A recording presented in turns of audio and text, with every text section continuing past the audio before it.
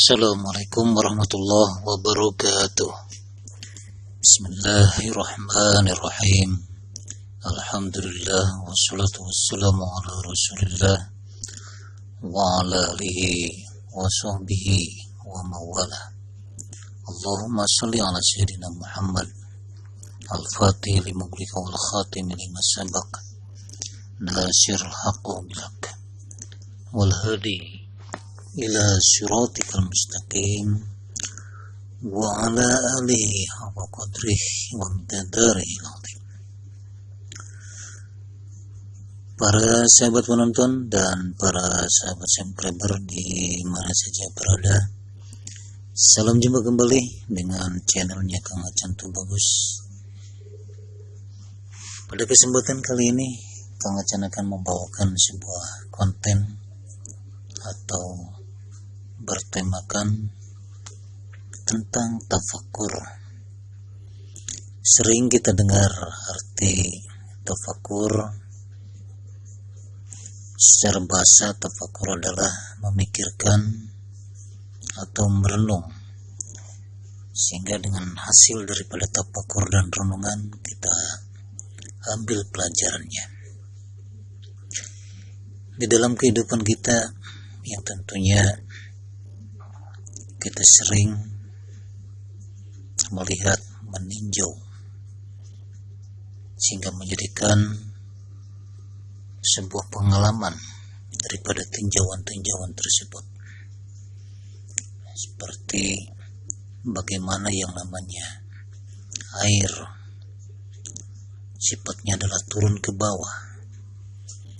Bagaimana sifat bumi yang kita injak. Bagaimana langit posisinya adalah tinggi. Kadang-kadang ada juga dari hal-hal yang kita rasakan seperti udara dingin. Udara dingin kita rasakan, cuman bentuknya tidak kelihatan. Itu adalah merupakan tidak secara langsung kita rasakan, dalam merupakan salah satu bentuk tafakur, hasil daripada sebuah pikiran. Tafakur memikirkan atau merenung, ini adalah merupakan salah satu hal yang diperintahkan oleh Allah Subhanahu wa taala maupun Rasulullah sallallahu alaihi wasallam. Di dalam kitab suci Al-Quran, Allah Subhanahu wa taala banyak sekali ayat-ayat yang menegaskan, bahkan menyindir manusia yang seolah-olah tidak memiliki yang namanya akal fikiran. Seperti halnya afala yubsirun, tidakkah kamu melihat? Afala ya'qilun, tidakkah kamu berakal? Afala yatadabbarun, tidakkah kamu mengambil sebuah pelajaran? Seperti summum bukmun umyum fahum la yaqilun, mereka tuli, mereka bisu, dan mereka digambarkan tidak berakal. Karena apa? Allah Subhanahu wa taala membekali sebuah yang namanya akal pikiran untuk didaya gunakan, untuk memilah dan memilih kebenaran, memilih kebaikan, memilih keburukan. Jika saja kita masih condong terhadap yang namanya keburukan, maka Allah Subhanahu wa taala menyindir, afala yaqilun, tidakkah kamu berakal? Afala yubsirun, tidakkah kamu melihat? Bahkan Allah Subhanahu wa taala menegaskan, seperti kita mentafakuri, memikirkan tentang alam semesta ini,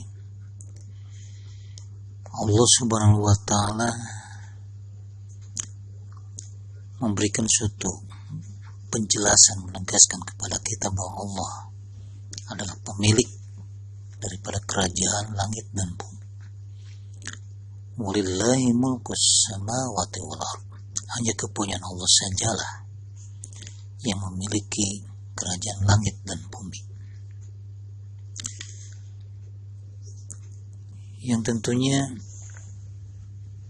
kita sebagai seorang umat yang mengaku beriman kepada Allah Subhanahu wa taala, hendaklah menjadi seorang yang ulil albab, orang-orang yang memiliki pikiran yang senantiasa bertafakur kepada Allah Subhanahu wa taala. Seperti Allah Subhanahu wa taala menyindir, sesungguhnya dalam penciptaan langit dan bumi, pergantian siang dan malam, terdapat tanda-tanda bagi orang-orang yang senantiasa mengoptimalisasikan otak pikirannya untuk penciptaan daripada Allah Subhanahu wa taala. Bahkan hadis Rasulullah SAW menegaskan tentang betapa pentingnya yang namanya sebuah tafakur. Bahkan tafakur memiliki nilai ibadah yang lebih tinggi derajatnya. Tafakur 1 jam saja, tafakur 1 saat aja. Sini Rasulullah menjelaskan khairun, itu lebih baik, afdalu atau lebih utama. Di sini adalah ismu ta'dil yang memiliki makna melebihkan.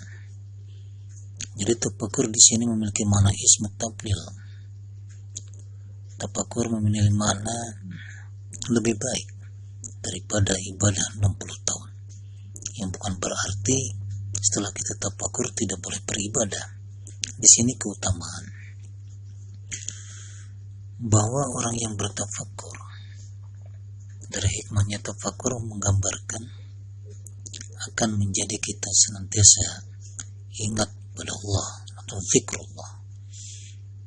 Dengan hasil tafakur akan menghasilkan daripada bersyukur kepada Allah Subhanahu wa taala, yang artinya tasyakur. Orang yang bertafakur bisa menjadi orang yang tadzakur dan juga tasyakur. Tapi orang yang memenuhi kewajiban ibadah pada Allah Subhanahu wa taala belum tentu di dalam kalbunya itu masuk pada tataran tafakur, tadzakur, bahkan tasyakur. Yang oleh sebabnya itu nilai tafakur menurut Rasulullah sallallahu alaihi wasallam memiliki keutamaan ibadah 60 tahun lamanya. Oleh senantiasa kita sebagai umat manusia yang dibekali oleh Allah Subhanahu wa taala akal pikiran atau potensi akal yang tidak diberikan oleh Allah Subhanahu wa taala kepada hewan, di mana manusia dengan potensi akalnya sebagai perangkat yang harus kita daya gunakan untuk berpikir, sebagai perangkat untuk mendaya gunakan sehingga manusia berkreasi, cipta karya, bahkan berbudaya karena dengan kekuatan akal pikiran. Hewan sifatnya adalah statis atau tetap tidak berubah-ubah, berbeda dengan manusia yang sifatnya dinamis, berubah-ubah, bisa berubah-ubah karena manusia ada potensi kekuatan akal. Sedangkan hewan bersifatnya tetap, tidak dinamis, tidak berubah-ubah karena tidak memiliki daya sumber akal. Salah satu contoh, burung membuat sangkar dari dulu sampai sekarang. Tidak pernah berubah yang namanya membuat sangkar. Berbeda halnya dengan manusia, karena manusia memiliki akal cipta karya dan budaya. Dari rumah yang gubuk bisa saja berumah beton, tingkat pencakar langit. Transportasi darat, laut, udara diciptakan karena manusia memiliki daya sumber akal yang luar biasa. Bahkan manusia bisa menyambangi yang namanya bulan, kemudian planet-planet dan sebagainya, karena ada kekuatan akal. Sungguh mulia akal yang diciptakan oleh Allah Subhanahu wa Ta'ala. Dengan kemuliaan akal, manusia menjadi manusia yang sebaik-baiknya bentuk, sebaik-baiknya rupa daripada makhluk yang lainnya. Manusia memiliki kedudukan yang bisa lebih tinggi daripada malaikat, tetapi manusia bisa kedudukannya lebih rendah seperti binatang, karena memang akalnya tidak difungsikan sebagai potensi akal yang maha dahsyat dari Allah Subhanahu wa Ta'ala.